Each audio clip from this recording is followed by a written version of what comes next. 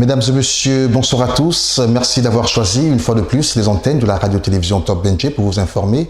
Je me fais le plaisir de vous accompagner tout au long de cette semaine dans le cadre de votre édition d'information de la soirée. Bienvenue à vous, bon confort d'écoute.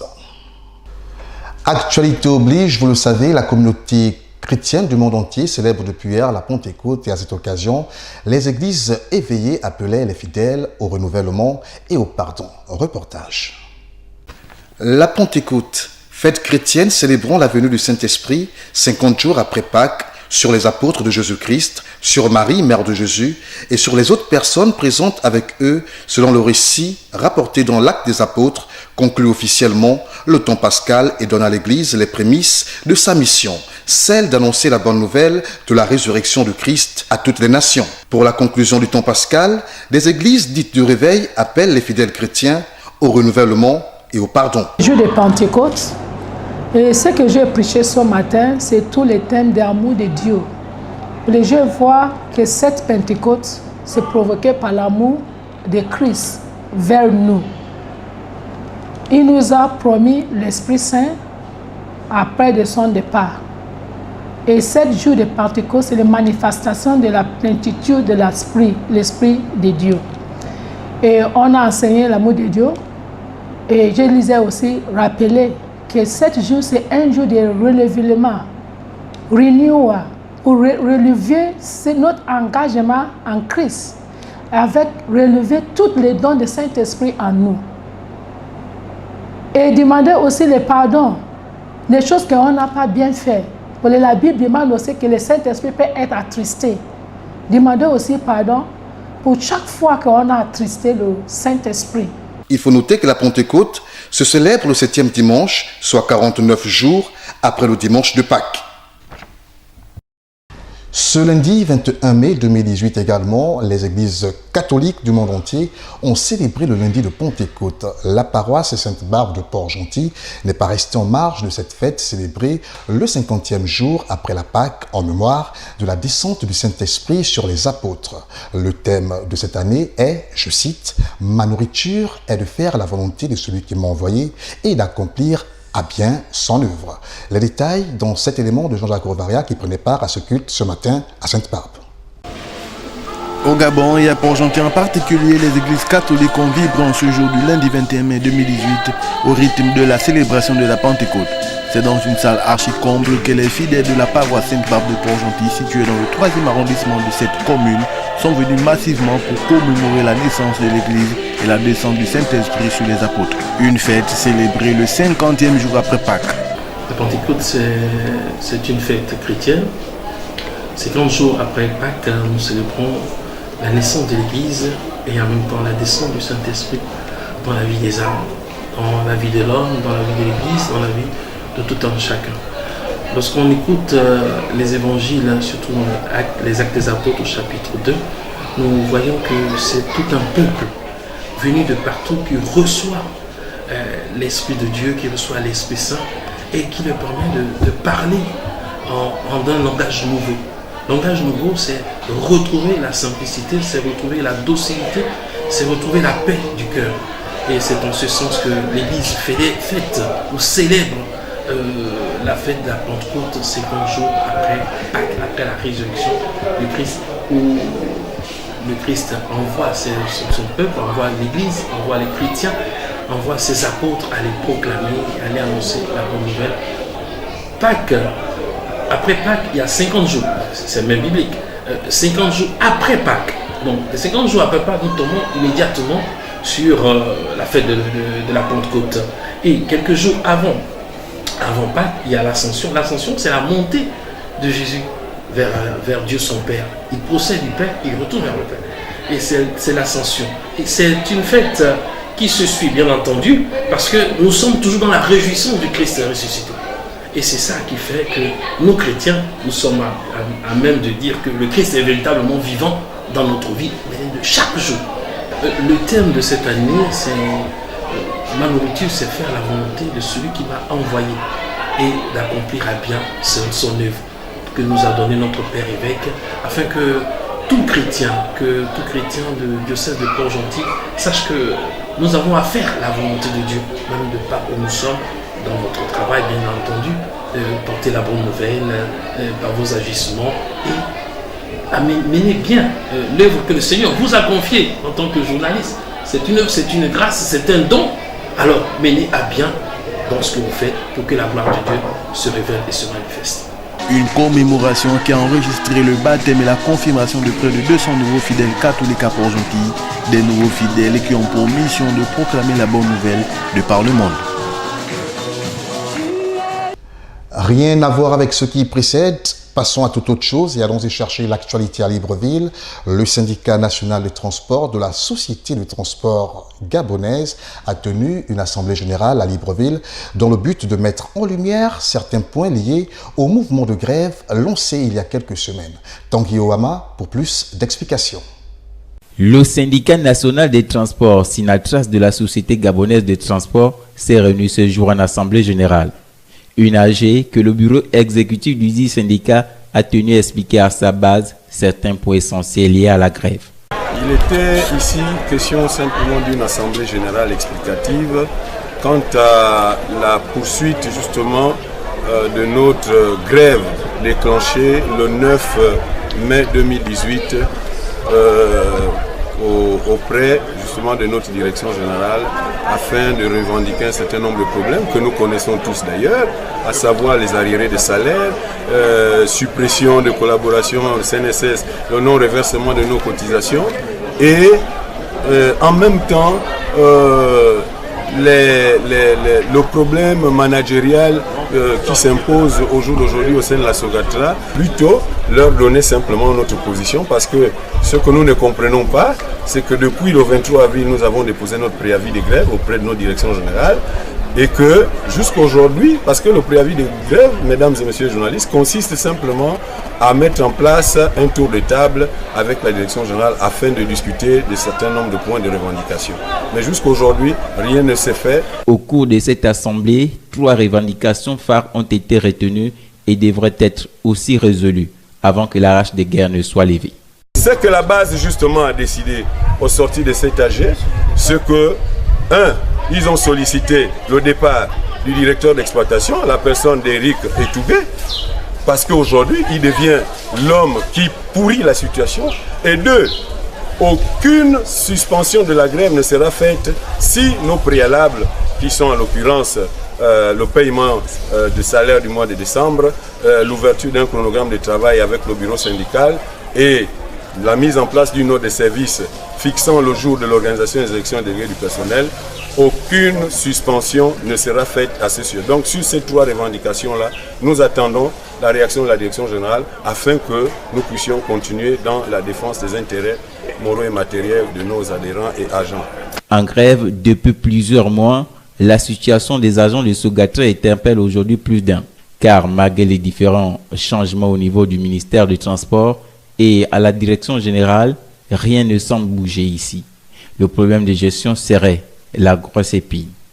Allons-y, à présent, dans la province de Logo-Ivindo, l'axe routier Alembe, Lalopé, a enregistré un accident de la circulation. Bilan provisoire, d'importants dégâts matériels et bien heureusement, on n'a enregistré aucune perte en vie humaine. Célestine Otsagé pour plus de détails.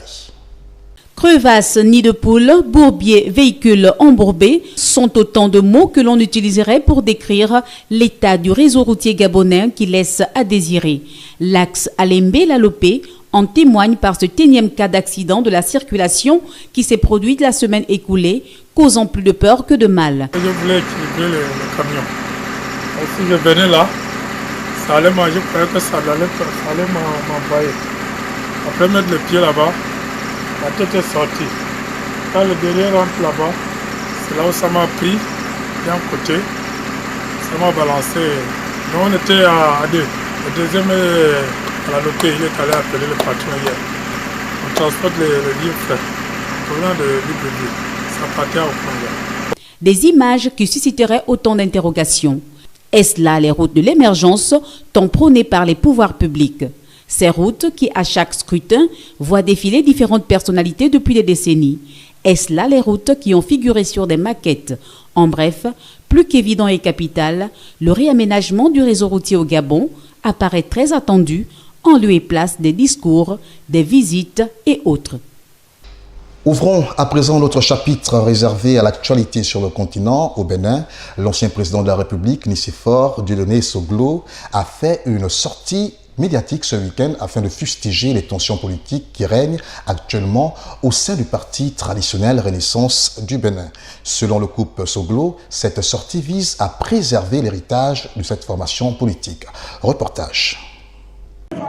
La crise qui secoue le parti traditionnel Renaissance du Bénin depuis mai 2017 continue d'alimenter les débats au sein de l'opinion publique. Une frange des membres du bureau politique du parti avait destitué Léadi Soglo de la tête du parti en mai 2017 avant de l'exclure définitivement du parti quelques semaines plus tard. Ce jeudi 17 mai 2018, l'ancien président Nicéphore Soglo et son épouse Rosine Vieira Soglo, père fondateur du parti, sont montés au créneau pour fustiger les actes et décisions des dissidents.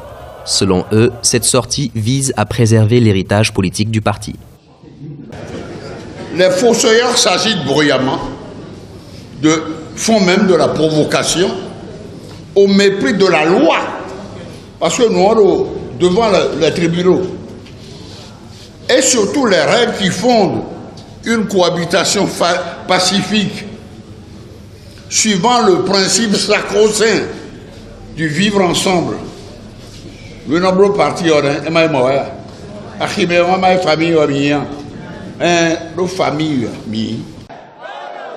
L'ancien président Nicéphore Soglo et son épouse Rosine Vieira Soglo ont fustigé l'exclusion de leur fils du parti. Cette sortie est aussi une occasion pour mobiliser les militants en vue des prochaines échéances électorales, notamment les élections législatives de 2019. À cette rencontre, c'est vous le parti. Oui. Vous êtes la Renaissance du Bénin. Et il vous revient maintenant de lutter pour conserver notre héritage commun contre vents et marées.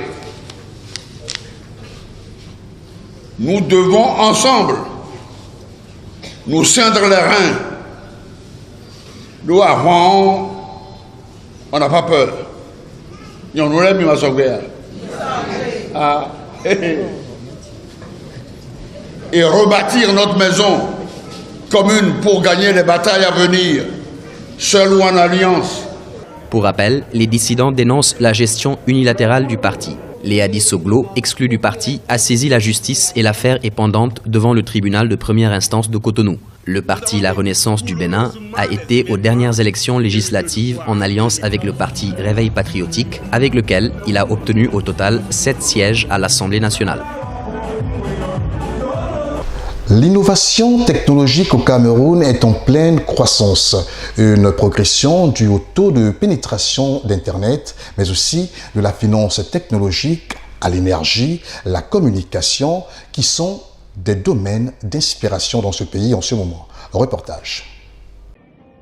L'innovation technologique au Cameroun est en pleine gestation. Celle-ci est surtout soutenue par un taux de pénétration d'Internet qui tend à s'améliorer, soit 20% selon les dernières estimations. La finance technologique, l'énergie, la communication sont quelques-uns des secteurs qui inspirent. Le domaine de la santé a enregistré des projets remarquables avec notamment le cardiopathe du jeune Artusan qui démocratise le diagnostic cardiaque dans un contexte de crise du spécialiste. L'application That Health Again du Dr Eloy Moncam, une plateforme de télémédecine, offre conseils et orientations gratuites et en direct aux usagers. That Health Again est une application de télémédecine qui exerce essentiellement dans les conseils et orientations offerts par des médecins en ligne à des patients résidant dans plusieurs pays et disposant d'un smartphone. L'idée de base est très simple. Lorsque le patient a un problème médical, quel qu'il soit, il accède à un médecin disponible sur une plateforme en permanence à qui il peut poser ses préoccupations et ce gratuitement. Du côté du gouvernement, le ministère de la Recherche scientifique et de l'Innovation, avec ses 9 instituts de recherche, définit la politique nationale de l'innovation. Plusieurs projets, notamment en agriculture, dans le bâtiment, proposent de nouveaux produits et procédés. L'impact de ces innovations, tous secteurs confondus, est déjà perceptible sur la croissance économique du pays. En 2013, l'apport de l'innovation en fait, du développement technologique sur le PIB était de 1,1% et 3,3% au niveau du Kenya. Mais on a eu quand même une amélioration en 2015 et cet apport avait évolué à 5% en 2015 sur le PIB. Je suppose qu'aujourd'hui, elle sera fortement au niveau de 6 ou de 7%. Mais nous restons très loin comparé aux pays, notamment au même standing comme le Cameroun, notamment la Côte d'Ivoire, le Sénégal et le Kenya. Les opportunités sont nombreuses et l'innovation technologique pourrait fortement contribuer à la croissance économique du Cameroun. Africa Solar Tech, par sa technologie ZigSafe, promet de réduire de 30% les consommations en énergie électrique. Le projet Drone Africa, conduit par William Ilong, ambitionne de révolutionner les techniques de travail dans le BTP, la cartographie, l'agriculture ou même l'événementiel. Désormais, il faudra travailler à la visibilité de tous ces projets et lever l'obstacle du financement. Pour la boucle de cette édition d'information, mesdames et messieurs, une petite page sportive. Dans le cadre des qualifications des huitièmes de finale de la Coupe du Côte d'Ivoire, l'AS Tanda s'est imposé le week-end dernier par un score de 1-0 contre FC San Pedro au parc de sport de Treichville à Abidjan. Plus de détails avec nos confrères d'Africa 24. AS Tanda domine 1-0 FC San Pedro le 18 mai 2018 au parc des sports de Treichville à Abidjan et se qualifie pour les huitièmes de finale de la Coupe nationale de Côte d'Ivoire.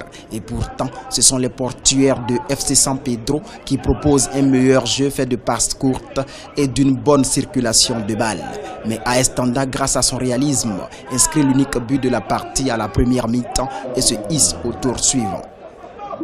C'est un match de coupe. Dans un match de coupe, il n'y a pas de calcul. C'est l'efficacité qui paye.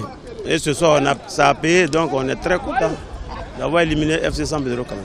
Vraiment, on a un peu de regrets, vu qu'on avait le match en main, on contrôlait bien le match. Et après, on prend un but. Bon, ça arrive dans le foot, c'est comme ça. AS Tanda et FC San Pedro sont deux clubs de la Ligue 1 ivoirienne de football. Le premier occupe la 11e place et joue le maintien, quant au second, il est 3e du championnat et veut désormais décrocher une place africaine pour la saison prochaine après son élimination précoce de la Coupe nationale. Chercher une place africaine, c'est l'objectif premier du club. Là, je pense qu'on est sur une bonne lancée. On est parmi les 3 premiers, on ne va rien lâcher. On va continuer comme ça et terminer sur le podium. Mais on va tout faire pour se maintenir. Aujourd'hui, ça nous booste le mental quand même pour la suite. Donc on est très contents. On espère continuer cette lancée-là. En rappel, 16 rencontres sont prévues pour les 16e de finale de la Coupe nationale. L'Africa Sport, tenant du titre, et la SEC, champion de Côte d'Ivoire, sont de grands favoris. Ainsi prend fin cette édition d'information. Merci de l'avoir regardé. Castro Chibozo a assuré la réalisation de Main de Maître. L'ensemble de la rédaction se joint à ma voix pour vous souhaiter de passer des excellents moments en compagnie des programmes de la radio-télévision Top NG. J'aurai le plaisir à vous retrouver demain à la même heure sur les mêmes antennes. Au revoir.